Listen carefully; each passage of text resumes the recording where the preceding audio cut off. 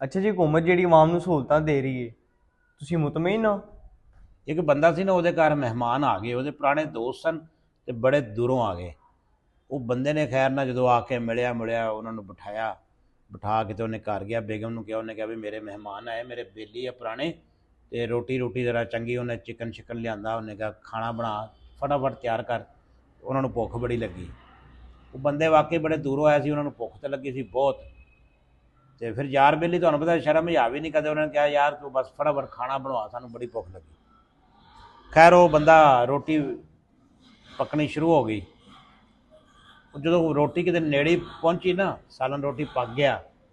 ਉਸ ਬੰਦੇ ਨੇ ਕੀ ਕੀਤਾ ਵੀ, ਆਪਣੀ ਆਦਤ ਹੁੰਦੀ ਲੋਕਾਂ ਦੀ ਵੈਸੇ ਵੀ ਪਹਿਲੇ ਕੋਈ ਸਲਾਦ, ਰਾਇਤਾ, ਪਾਣੀ, ਇਹੋ ਜਿਹੀ ਚੀਜ਼ਾਂ ਉਹ ਜਾ ਕੇ ਰੱਖ ਦਿੰਦੇ। ਉਹਨੇ ਲਿਆ ਕੇ ਉਹ ਰੱਖ ਦਿੱਤੀਆਂ ਟੇਬਲ 'ਤੇ। ਉਹਨੇ ਕਿਹਾ ਮੈਂ ਨਾ ਦੂਸਰਾ ਸਮਾਨ ਲਿਆਵਾਂ। ਉਸ ਤੋਂ ਬਾਅਦ ਉਹ ਗਿਆ ਤੇ ਉਹ ਸਾਲਨ ਦਾ ਡੋਂਗਾ ਚੁੱਕ ਲਿਆ। ਜਦੋਂ ਸਾਲਨ ਦਾ ਡੋਂਗਾ ਲੈ ਕੇ ਆਇਆ ਨਾ, ਉਹ ਬੰਦੇ ਰਾਇਤਾ ਤੇ ਸਲਾਦ ਜਿਹੜਾ ਸੀ ਉਹਦੀ ਸਫਾਈ ਕਰਕੇ ਬੈਠੇ ਸੀ। ਉਹ ਖਾ ਪੀ ਗਿਆ ਸੀ, ਉਹਨਾਂ ਨੂੰ ਭੁੱਖ ਹੀ ਬੜੀ ਲੱਗੀ ਸੀ। ਉਹਨੇ ਖੈਰ ਉਹ ਉੱਥੇ ਹੀ ਛੱਡਿਆ ਸਾਲਨ ਵਾਲਾ ਡੋਂਗਾ। ਉਹਨੇ ਕਿਹਾ ਮੈਂ ਫਟਾਫਟ ਰੋਟੀ ਲਿਆਵਾਂ, ਯਾਰ ਬੰਦੇ ਨੂੰ ਭੁੱਖ ਬੜੀ ਲੱਗੀ। ਉਹ ਰੋਟੀ ਲੈਣ ਗਿਆ ਤੇ ਉਹਨਾਂ ਨੇ ਜਨਾਬ ਉਹ ਪਿੱਛੇ ਨਾ ਸ਼ੁਰੂ ਹੋ ਗਏ। ਉਹਨਾਂ ਨੇ ਬੋਟੀਆਂ ਵੀ ਖਾ ਲਈਆਂ, ਸ਼ੋਰਬਾ ਵੀ ਪੀ ਲਿਆ, ਸਾਲਨ ਜਿਹੜਾ ਡੋਂਗਾ ਸੀ ਵਿਹਲਾ ਕਰਕੇ ਰੱਖ। ਉਹ ਬੰਦਾ ਰੋਟੀਆਂ ਲੈ ਕੇ ਅੱਗੇ ਵੇਖਿਆ ਤੇ ਸ਼ੈ ਕੋਈ ਨਹੀਂ। ਉਹ ਬੰਦਾ ਨਾ ਫਟਾਫਟ, ਉਹ ਬੜਾ ਸ਼ਰਮਿੰਦਾ ਜਿਹਾ ਹੋਇਆ ਤੇ ਉਹਨੇ ਨਾ ਉਹ ਰੋਟੀਆਂ ਰੱਖਤੀਆਂ ਤੇ ਉਹ ਚਲਾ ਗਿਆ ਸਾਲਨ ਲੈ।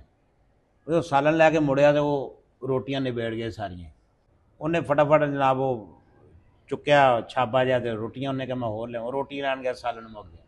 ਫਿਰ ਉਹ ਰੋਟੀ ਰੱਖ ਕੇ ਤੇ ਉਹ ਜਦੋਂ ਸਾਲਨ ਲੈਣ ਜਾਣ ਲੱਗਾ ਨਾ, ਤੇ ਆਪਣੀ ਆਦਤ ਹੁੰਦੀ ਲੋਕਾਂ ਦੀ ਕਿ ਯਾਰ ਕੁਛ ਹੋਰ ਤਾਂ ਨਹੀਂ ਚਾਹੀਦਾ।